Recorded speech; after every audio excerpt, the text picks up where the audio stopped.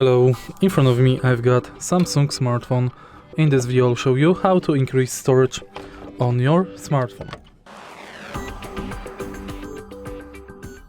If you are lacking on the storage and you don't want to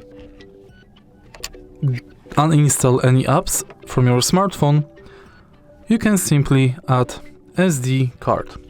Firstly, make sure that your phone does have SD card slot, because for example this one does not have SD card slot and you want to increase the storage, you'll have to uninstall some apps, delete photos, or buy storage on the Samsung or Google Cloud.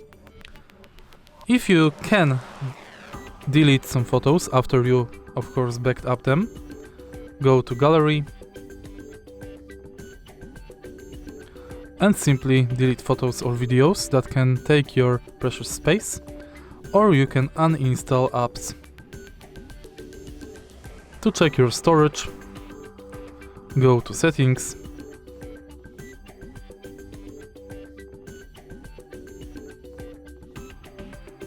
and search for Storage.